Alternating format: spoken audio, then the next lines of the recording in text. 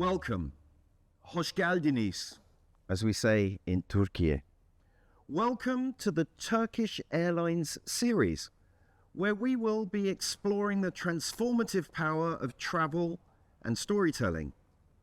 Today, we're diving into the vibrant world of Türkiye through the eyes of an exceptional guest who knows it inside and out.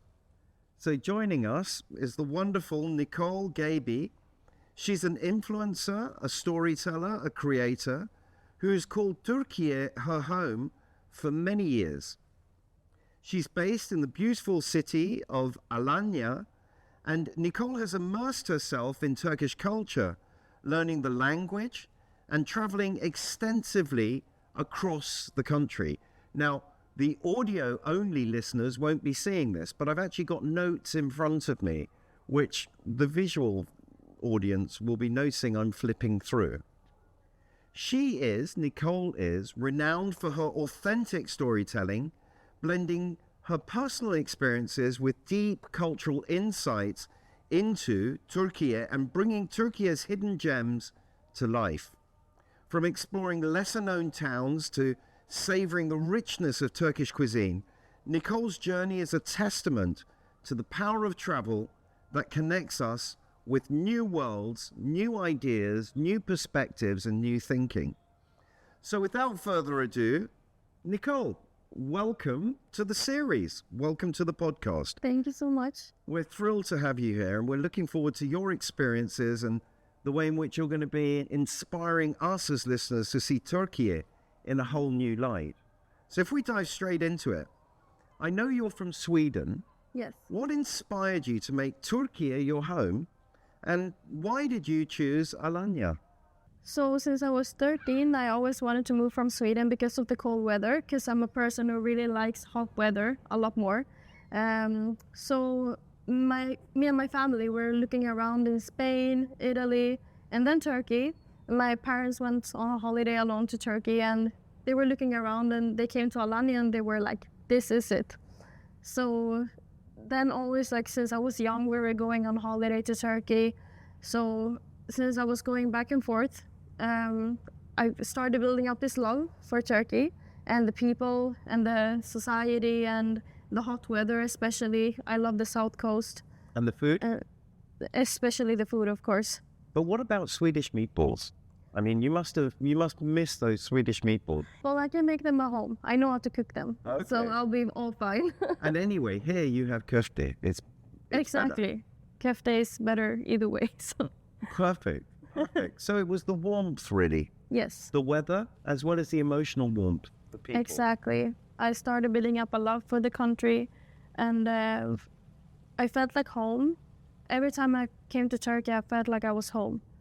I think it's worth remembering Turkey really is home. Yeah. It's the world's home. Exactly. It's where we all came from.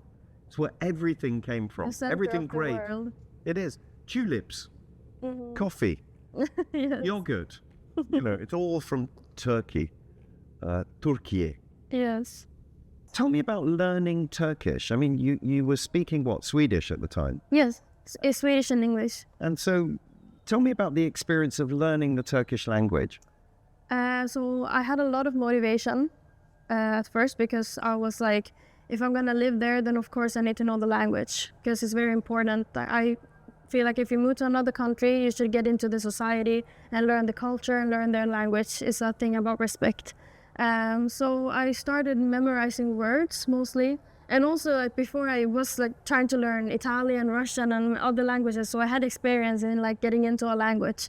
So I started memorizing words first of all. And then I tried to like talk to as many locals as possible and find Turkish friends. So I would just like sometimes sit with friends for a whole night and I wouldn't understand a thing and they didn't know a word in English, but I just listen and listen. And then somehow you pick up the things with the time, because when you do that over and over again, you get into the language, how they speak, how they talk. What are your favorite Turkish words?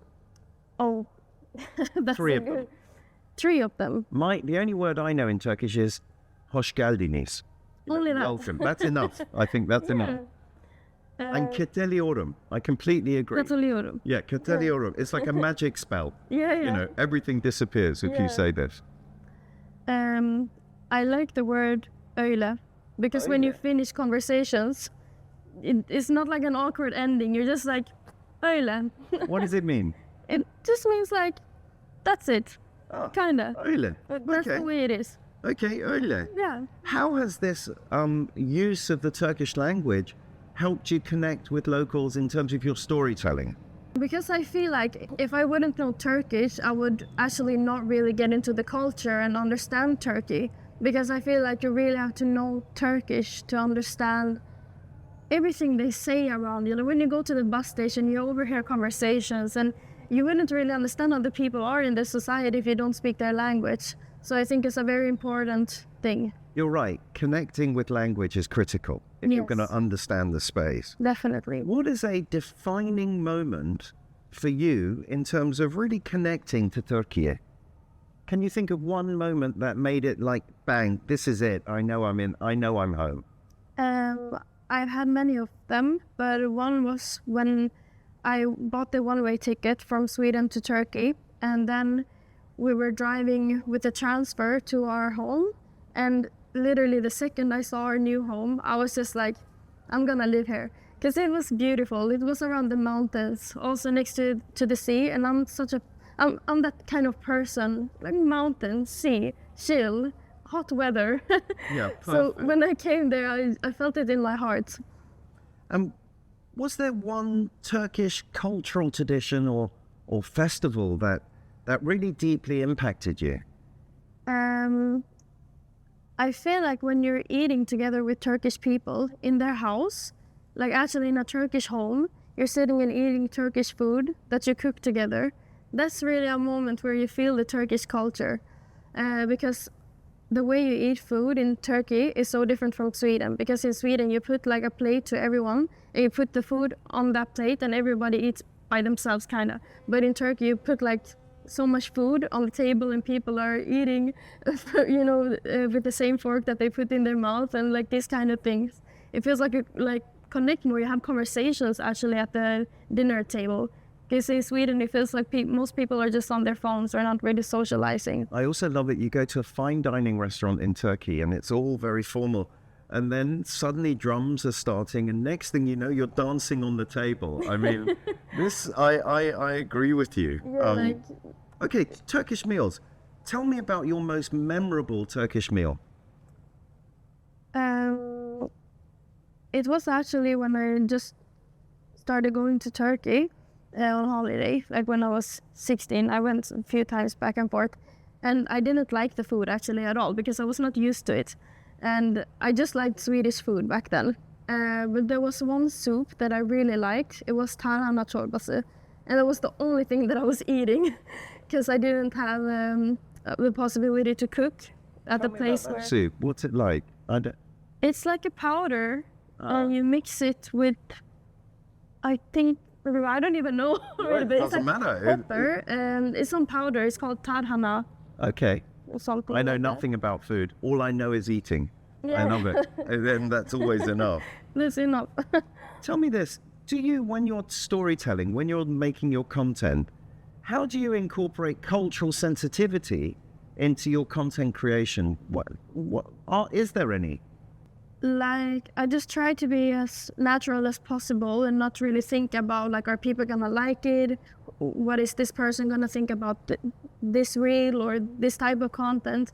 I try to just, like, show my experience in a natural way, not be too, like, edit too much or try to show something that I'm not or that doesn't exist. Yeah, that's very Turkish, being who you really are. Yeah. Yeah, perfect. In terms of that then, Turkish Airlines as a carrier, as a flag carrier, I mean, do you feel their in-flight hospitality is a reflection of Turkish culture? Definitely. So tell me about that. So every time I've flown Turkish Airlines, I feel like the cabin crew, they're really like, what is it called? Hospitable? Is that the word? Yeah.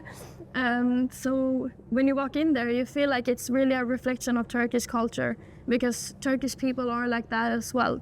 They're really welcoming if you come into their house. They're opening their arms to you as if you were their family. And I feel like Turkish Airlines is doing the same thing, so it's reflecting Turkey. So hospitality, family, warmth, love, joy, openness. What other aspects of Turkish culture are there that really resonate with you? Turkish music really touches my heart, and I'm also making music by myself, and I also started making music in Turkish even because I really like the Turkish music, and it brings some special kind of emotions, also because I used to listen to it since I was young, since we were going on holiday to Turkey, so it feels like it reminds my childhood even. So it sounds to me like for you, Turkey is the heart. Turkey is all about love. Definitely. Fantastic. Yeah. Okay, that's now how I see Turkey. talking about love, let's think about the hidden gems that you found in Turkey. The things that have really ignited that passion and that love within you. What are some of the underrated destinations that you'd recommend to our audience? I would recommend Gazi Pasha, actually. And Turkish Airlines also lands in Gazi Pasha. And so people land in Gazi Pasha, and that's 30 minutes from Alanya, but everybody goes directly to Alanya.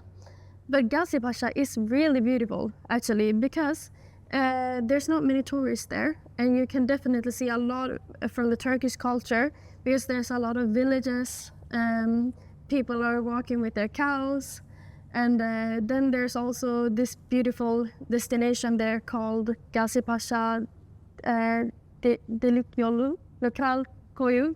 Oh, what's it called? What's it about? What's a destination? So basically it's like the mountains form like a hole where the sea comes like right under.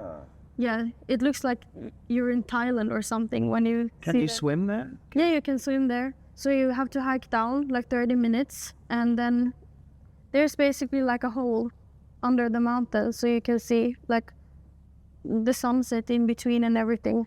Now, I'm thinking about your content creation and your curation of your content. How do you balance, if you like, the famous, iconic places of Turkey with these hidden gems? So I try to show actually a bit more of the hidden gems, and that's also the tourists. They usually go to touristic places like Cappadocia or Antalya, and they walk around in the centrum, or Alanya, and they go partying, you know. But these are the things that most of the people see. But I feel like if you travel, you should actually learn about the place where you travel to, and you should experience their culture and the language, and that's what traveling is for me. I want to learn other people's way of living life. So when you go to places like Gazi Pasha, for example, you really see how people are actually living. They're living on like the countryside. They're walking with their chickens and their sheep and stuff like that. When you arrive with Turkish Airlines at a destination, how do you then explore the local area? With a taxi or by bus? What about the infrastructure within Turkey? Is it easy to negotiate? Yes, it actually is. You can travel by airplane also between the whole, like all of the cities in the country, and you can travel with bus very easily, and it's very easy, I think, and it's very cheap as well. Like, you have many choices. And how does Turkish Airlines empower content creators like you to actually get around, to tell your stories? Of course, when you travel around and you travel with a good airline, and you feel like the journey has to be important too. So when they are treating you good in the airline, the journey just becomes better automatically. Plus, Turkish Airlines has so many different destinations that you can go to. I've got a question there as well. A memorable moment of your many travels with Turkish Airlines where their service added to your journey. Can you think of one moment that comes to mind? Yes, definitely. I remember one time I booked a flight ticket with Turkish Airlines from Alanya to Istanbul, and I didn't have the opportunity to eat. So I was just flying and I was looking out the window, and suddenly they come with food. And I didn't even know that.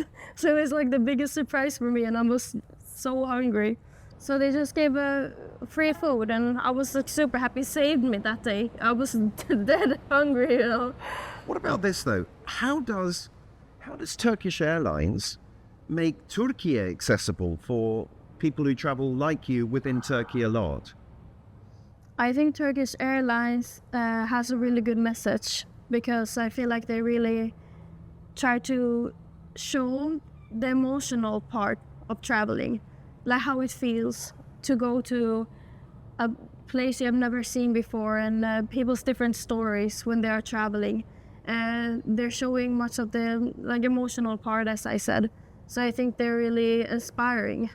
I love that as well. Widen your world is a beautiful idea. It's so big and so small. Yeah. It's a fantastic promise to make. Exactly, and it's a beautiful message.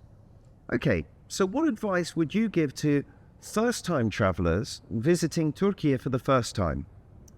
Dive into the culture, because you learn a lot and it's very interesting. And what aspect of the culture would you recommend first? Food. Connecting with people, actually. People first. People, yeah. Like food. If you eat just to stay alive, that's fine, but like connect with people, that's really interesting. Just hearing their different stories, and hearing like people's different life stories around the world, not just Turkey, but especially Turkey. Like, how easy is it to actually connect with Turkish people? very easy. Yeah? Yeah, because they're very, we say in Turkish, sıcakkanlı. What does it mean? It means like very warm-blooded. Like they love to connect with people and talk with people. They're very social, but social in a warm way. Okay, so we've got international audience listening.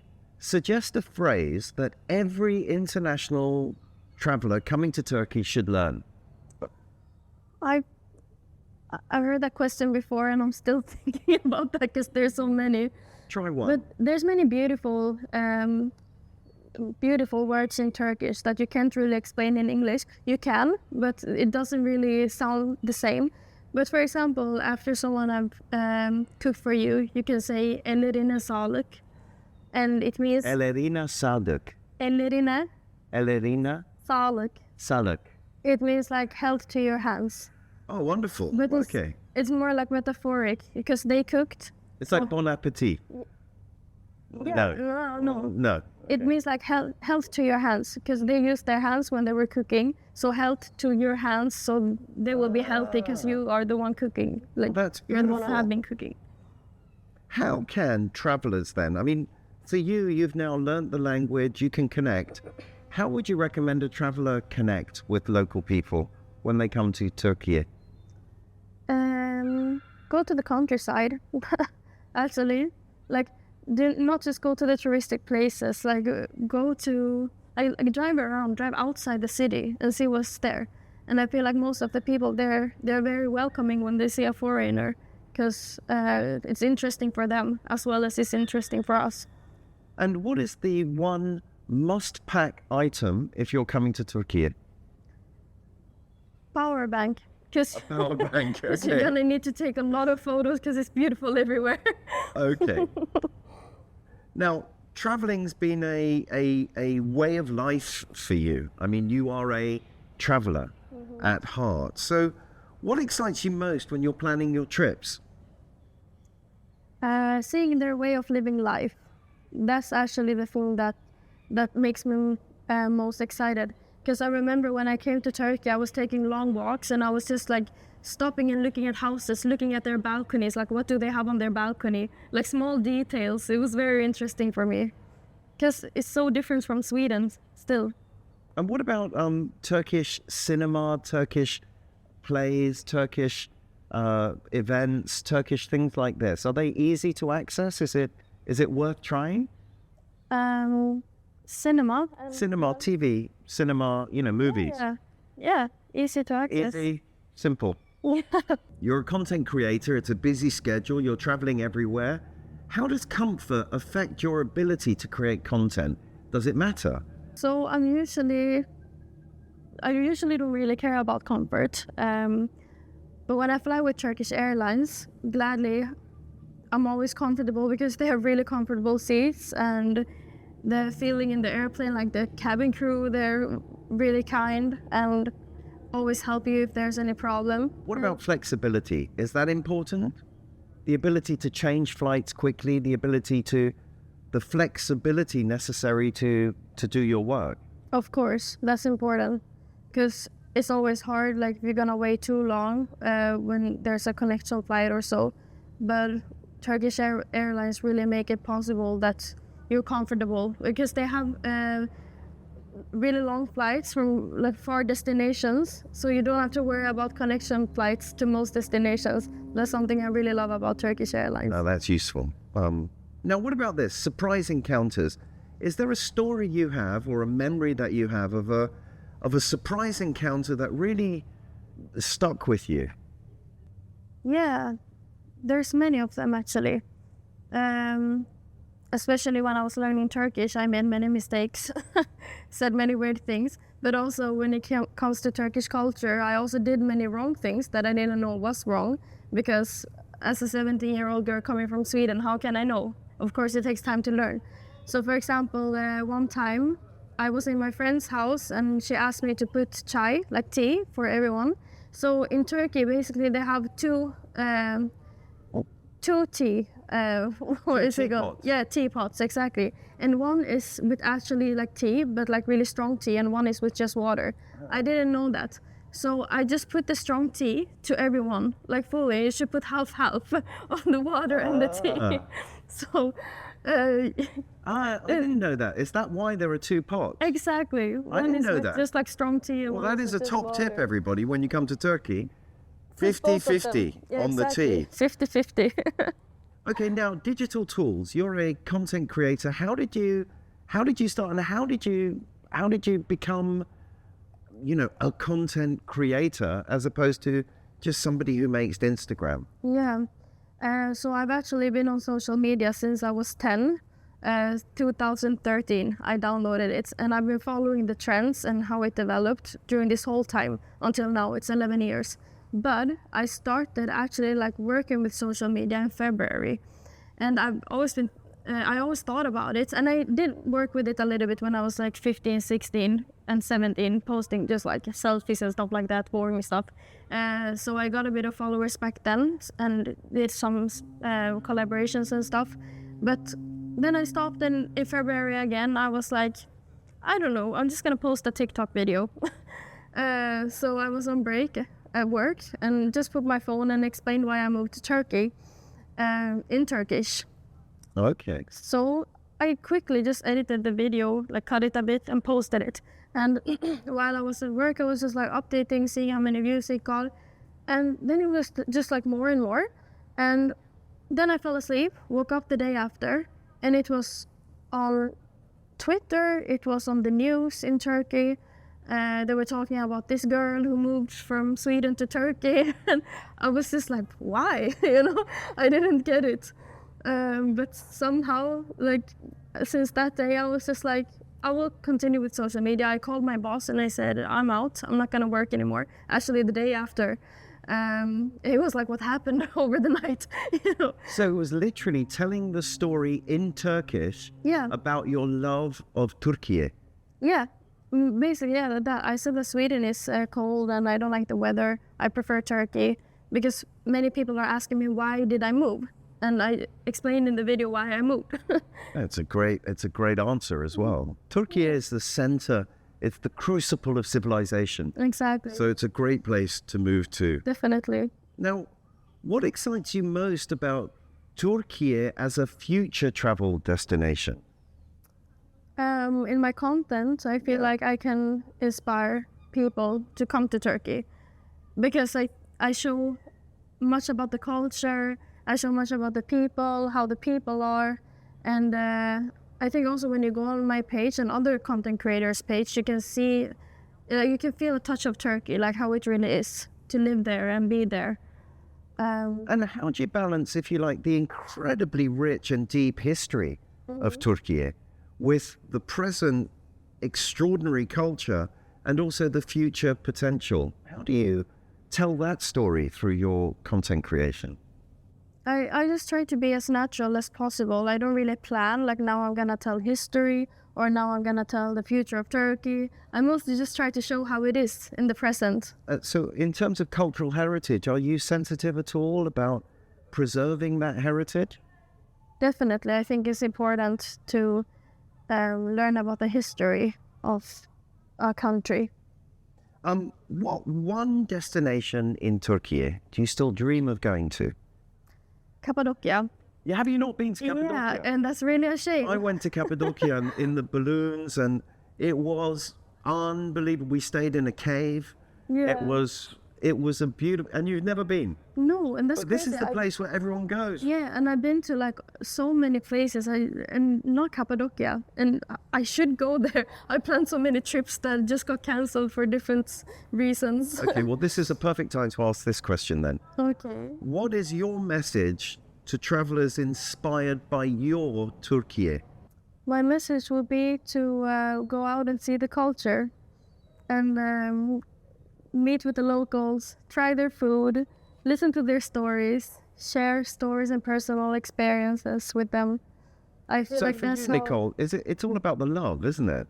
yeah, of course, that Yeah. that plays a big part. But that's also how my eyes got open for Turkey, because I connected a lot with the people here. And for example, if you go to a mountaintop and look at a view, yeah, it's beautiful, it can touch your heart, but I think you really get into the culture and society when you speak to the people.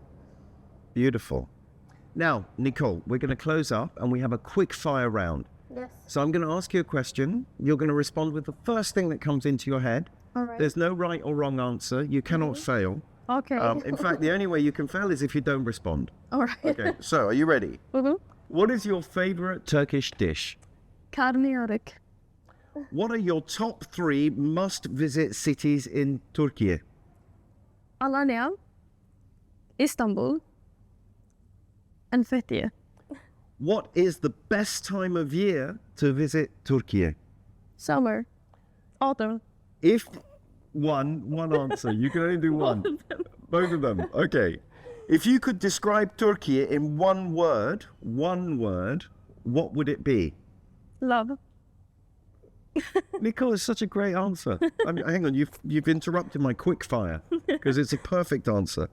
What's the most unexpected place you've discovered in Turkey? There's not a name. On You're that playing place. for time, Nicole. One answer. Okay, fast. I went up to the mountain and I just found this like big old castle, like that Where was was this? abandoned. It was in Alanya, somewhere like up in the mountains. I was just driving around and just found this like city. Seriously, it was super cool. There's no name for it, but it's beautiful. Nicole, you're wonderful. Thank you for sharing with us your experiences of Turkey and Thank your you so travel. I'm sure you've inspired many people to come to this incredible country and your unique perspective, because I think your perspective is very unusual. Somebody from Sweden living, loving Türkiye and really speaking the language with the people. Thank you. Great. Thank you so much. It's a pleasure. You brought Türkiye, the magic of Türkiye, to life. I'm glad for that. Thank you. I mean, if you were here in the room, I would say, ladies and gentlemen, a round of applause. But there you go. You have my applause. Thank you so much. So to our listeners now, we hope Nicole's stories have inspired you to embark on your own adventures, discovering your own places, your own loves, your own people, your own stories. Whether you're exploring the vibrant streets of Istanbul, the natural beauty of Antalya, or the countless hidden treasures waiting to be discovered, Türkiye offers something unforgettable for every traveler. And remember, with Turkish Airlines flying to more countries than any other airline, your next transformative journey is closer than you think. Thank you for tuning in to this episode of the Turkish Airline series. Discover your own transformative journey with Turkish Airlines, and where will your next adventure take you? Until next time, keep dreaming, keep exploring, and always widen your world. Safe travels, my friends. Thank you, Nicole. Thank you so much.